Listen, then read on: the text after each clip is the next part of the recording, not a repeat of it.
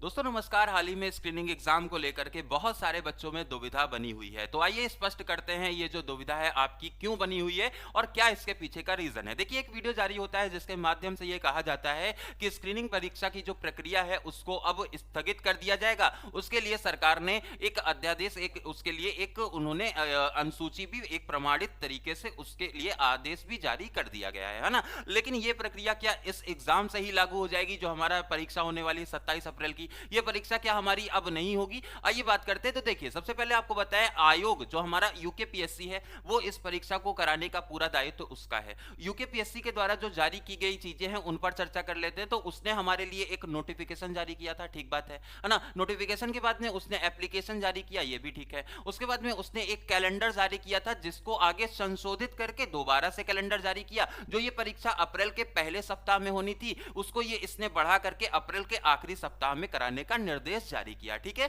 उसके बाद से यूकेपीएससी किसी भी प्रकार की कोई अपडेट नहीं दे रहा है। लेकिन बहुत सारे लोग वीडियो जारी कर करके और बहुत सारे बच्चों के मन में शंका जारी कर करके पैदा कर करके बच्चों को परेशान करने की कोशिश कर रहे हैं। आप लोगों से जो हमारे स्क्रीनिंग एग्जामिनेशन की तैयारी कर रहे हैं वो वाले बच्चे, उनसे सीधा सा अनुरोध है कि भाई जो लोक सेवा आयोग करेगा ना उसको आप ऑफिशियल माने, है ना। कोई इसी इधर उधर का कोई वीडियो उठा करके आप लोग अगर अपनी पढ़ाई को डिस्टर्ब कर रहे हैं तो ये आपकी गलती है, ठीक है। लोक सेवा आयोग के माध्यम से अभी किसी भी प्रकार का कोई भी अपडेट नहीं है। स्क्रीनिंग एग्जामिनेशन जैसा उसने कहा था वैसा ही एग्जामिनेशन वो कराएगा, उसको कोई फर्क नहीं पड़ता है। वो सारी जो चीजें चल रही हैं उसने कुछ भी इसमें कंट्रीब्यूट नहीं किया है। लोक सेवा आयोग बिल्कुल स्पष्ट खेल रहा है। उसने एक एग्जामिनेशन की डेट दे दी है, उसके बाद में अब वो एग्जामिनेशन कराएगा। अगर आप लोग इस तरह की चीजों में होकर के अपना समय बर्बाद करेंगे तो आपका ही नुकसान होगा। इसलिए आप लोगों से सविनय निवेदन है, आप लोग स्क्रीनिंग एग्जामिनेशन की जो प्रक्रिया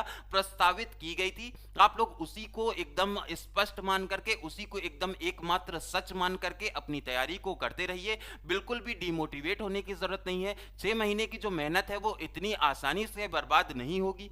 लगातार लोक सेवा आयोग के लोगों से भी बात हम लोग कर रहे हैं, इस पर किसी भी प्रकार की कोई अपडेट नहीं है। जो प्रक्रिया उन्होंने जारी की थी उसी प्रक्रिया के आधार पर चीजें होंगी। तो मतलब 27 अप्रैल स्क्रीनिंग एग्जाम होना है, उसके बाद में मेंस परीक्षा होनी है। तो यही प्रक्रिया अभी इस वाले लेक्चरर भर्ती, प्रवक्ता भर्ती के लिए अभी सर्वमान्य है और आप लोगों को भी इसी के आधार पर अपनी तैयारी करनी होगी। इसी तरह के इंपॉर्टेंट अपडेट के लिए जुड़े रहिए शिक्षा टाउन पर। अपनी तैयारी को बढ़ाते रहिए, करते रहिए। अगर आप लोग रुक गए और इस तरह से डिस्ट्रैक्ट हो गए तो तैयारी तो वैसे ही गई, एग्जामिनेशन भी आपका वैसे ही चला जाएगा। लेकिन आप लोगों को स्पष्ट रहना है, बिल्कुल दृढ़ रहना है और बिल्कुल भी परेशान होने की जरूरत नहीं है। जय हिंद।